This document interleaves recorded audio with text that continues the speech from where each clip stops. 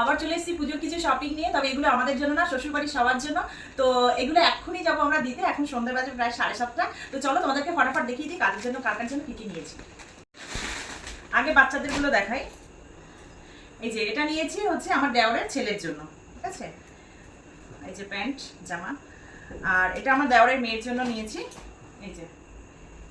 আর এটা নিয়েছি আমার দেওরের জন্য, যেটা কিনা আগের ভিডিওতে তোমরা দেখেছো যে এরকম 3টে কিনেছিলাম। তো একটা রাজেশের জন্য কিনেছি, একটা আমার দেওরের জন্য কিনেছি, আর একটা আমার ভাইয়ের জন্য।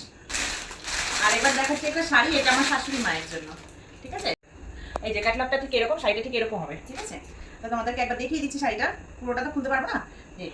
এই যে আঁচলটাতে পুরো ইয়ে আছে, রাধা কৃষ্ণর একটা মোটিভ করা আছে। আর যেরকম দেখালাম ওরকম রয়েছে ক্যাটলগে। আর তার সঙ্গে শাশুড়ি মাকে দিচ্ছি একটা সায়া, আর ম্যাচিং ব্লাউজ ওনার আছে। আর এটা হচ্ছে আমার জায়ের জন্য, ঠিক আছে। চলো শাড়িটা একটুখানি খুলে তোমাদেরকে দেখাচ্ছি। এই যে পুরোটা খুলছি না, এই যে ক্যাটলগটা রয়েছে, এটা অন্য কালারের ক্যাটলগ, এরকমই হবে শাড়িটা। তো দেখো এই যে পার্পল কালারের শাড়িটা। তো চলো এই কটাই কেনাকাটা হয়েছে। আর আমার বাকি রইল হচ্ছে আমার শ্বশুরমশাই আর আমার ননদ।